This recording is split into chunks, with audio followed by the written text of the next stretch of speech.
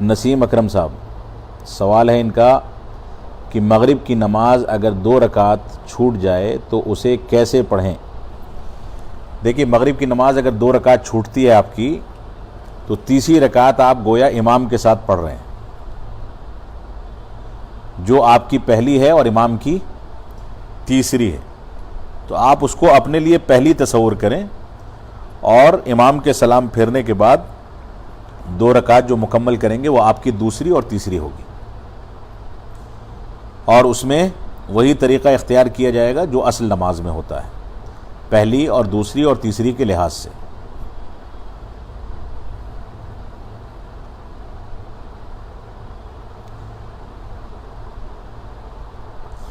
تشہد البتہ آپ کے 3 ہو جائیں گے، امام کے ساتھ پہلا تشہد ہوگا، دوسرا آپ کی دوسری رکعت والا، اور تیسرا آپ کی تیسری رکعت یعنی سلام والا۔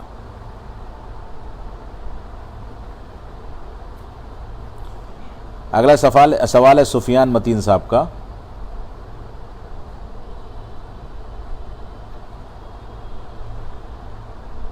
کہ سلام دعا کے بارے میں جو آپ نے اوپر سوال کیا تھا، بالکل سلام دعا کر لیا گیا ہے شروع میں، اب اس کو بہت زیادہ لمبا نہ لے جائیں ورنہ سلام دعا ہی میں ٹائم نکل جائے گا۔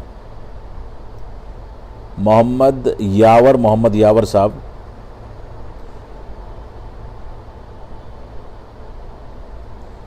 ان کا سوال ہے کسی ہندو لڑکی سے شادی کرنا جائز ہے یا جائز نہیں ہے؟ جب تک لڑکی اسلام قبول نہ کر لے جب تک شادی کرنا جائز نہیں ہے۔ ہندو لڑکی سے شادی کرنا جائز نہیں ہے، نہ لڑکی کے لیے ہندو لڑکے سے شادی کرنا جائز ہے، اور نہ لڑکے کے لیے ہندو لڑکی سے شادی کرنا جائز ہے۔ شادی کے لیے بنیادی شرط ہے کہ وہ اہل کتاب یا اہل اسلام میں سے ہوں۔ مشتاق علی طاہری صاحب، ان کا سوال ہے کہ میرے لیے کوئی وظیفہ یا دعا بتائیں، مجھے ایک تکلیف ہے، بہت پریشان اور خود کو اکیلا سمجھتا ہوں۔ دیکھیے، وظیفہ تو قرآن مجید کی تلاوت ہے، قرآن مجید کی تلاوت کثرت سے کریں۔ کوئی تکلیف اگر آپ کو ہے تو سورہ فاتحہ کی تلاوت، آیت الکرسی، معوذتین، اور صبح شام کے اذکار، نماز کے بعد کے اذکار کی پابندی کریں۔ اکیلا پن محسوس کرتے ہیں تو اپنے ساتھ اللہ کو ملا لیں، آپ کا اکیلا پن دور ہو جائے گا۔ اللہ کو ملا لیں مطلب اس کی عبادت میں وقت زیادہ سے زیادہ لگائیں۔ ایک تو یہ دینی مسئلے کا دینی حل ہے۔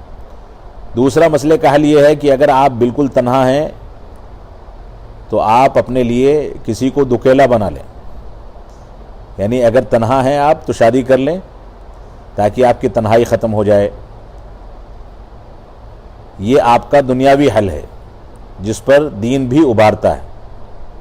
لہذا تنہائی کو دور کرنے کے لیے اللہ سے قربت اختیار کر کے ذکر و اذکار، تلاوت کا اہتمام، اور اگر آپ کی تنہائی فزیکلی ہے تو ایسی صورت میں آپ اپنا کوئی ساتھی تلاش کر کے اس سے نکاح کریں۔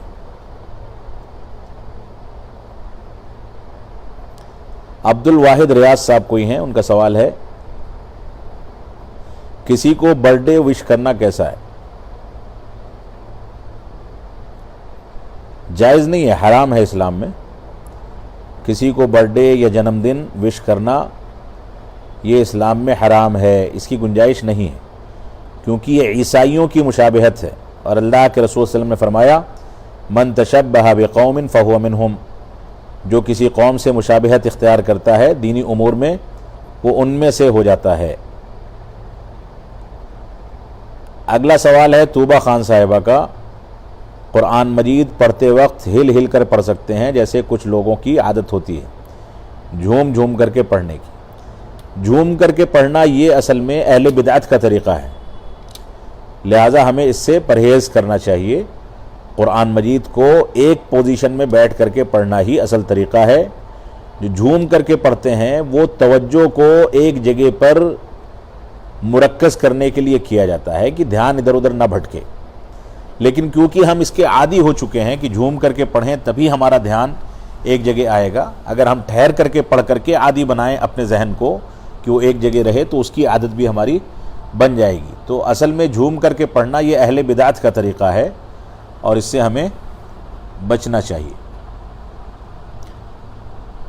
عاشق سلفی صاحب کوئی ہیں وہ سلام کر رہے ہیں. وعلیکم السلام ورحمۃ اللہ.